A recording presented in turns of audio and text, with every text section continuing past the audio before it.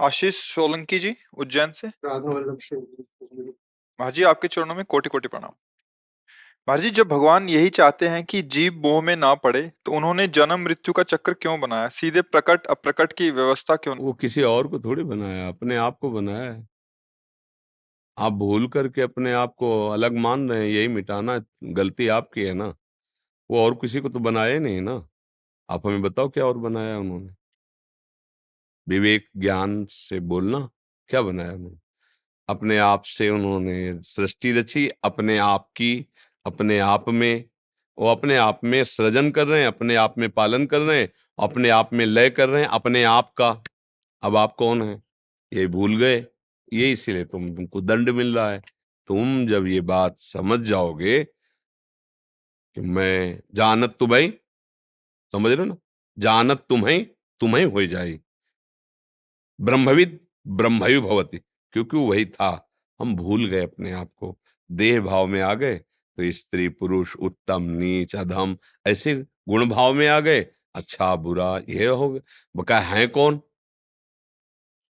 तो अंश का स्वरूप क्या है? पूर्ण। समझ रहे ना? पूर्णमदः पूर्णमिदं पूर्णात् पूर्णमुदच्यते पूर्णस्य पूर्णमादाय पूर्णमेवा वशिष्यते। तो पूर्ण से अगर अंश निकाला जाए तो क्या होगा? पूर्ण। तो आप अपने को पूर्ण परमात्मा स्वरूप देख पा रहे हैं क्या? नहीं ना। यही भूल आप कर रहे हैं। इसी को मिटाने के लिए साधन बताया जा रहा है, भजन किया जा रहा है। भगवान ने किसी को ऐसा शब्द ही नहीं। वो तो अपने आप से अपने आप में खेल रहे हैं।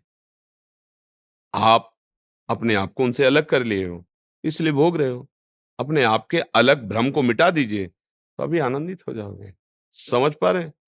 सही माने में तो तब समझेंगे जब खूब चक्क भजन होगा और दिव्य प्रकाश ज्ञान का होगा, तब समझ पाएंगे। पर अनुमानता तो ऐसा समझ लीजिए।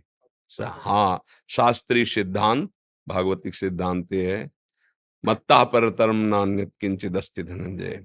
कुछ एक किंचन मात्र भी प्रभु के सिवा कुछ नहीं। सर्वम खलमिदम ब्रह्म ने नानास्ति किंचन, किंचन मात्र भी ब्रह्म से बिलक कुछ नहीं, वही बना हुआ है। तो ये तो ये है ना, ये प्रभु से, ये सब प्रभु ही तो। मतलब मैं, तो ये मेरा हाथ, तो ये शब्द जो निकला वो कहाँ से आया? ये जो शरीर जो बना वो कहाँ से आया? तो आप जब पूरे का ऑपरेशन करोगे तो आपको निकलेगा सब प्रभुमय। जब सब प्रभुमय, तो सब जगह प्रभु तो यहाँ भी प्रभु, सब समय प्रभु तो इस समय भी प्रभु, है ने? सबके प्रभु तो इसके भी प्रभु। बस सब प्रश्न का उत्तर हो गया। अब आप ब्रह्म स्वरूप हो, सब भ्रम खत्म हो गया। भगवान ने ना किसी को फंसाया है, ना भगवान किसी को दंड देते हैं। ये भ्रम से आपको ऐसा अनुभव होता है, क्योंकि आप जैसा भ्रम करते जाने, जैसे दूर अंधेरे में एक रस्सी पड़ी, हमें भ्रम हो गया सांप है, अब हम नजदीक नहीं जा सकते। अब हमको चाहिए हाईलाइट जो सीधे वहां प्रकाश पहुंचाए और ये समझ में आए कि अरे सांप नहीं, ये रस्सी है, तो आप हंस के दौड़ पड़ेंगे। समझ गए ना? ऐसे ही ये जगत नहीं है, स्वयं जगदीश जगत बना हुआ है। जब सच्चा बोध हो जाए, अब कोई कहते कि कैसे ऐसा हो सकता है? क्योंकि उसको लाइट वहां पहुंचे नहीं रही और उसको बिल हिलता दिखाई दे रहा है, और गंभीरता से उसमें डूबा तो उसको फुसकार भी नजर आएगी। देखो फुसकार भी रहा है कुछ नहीं।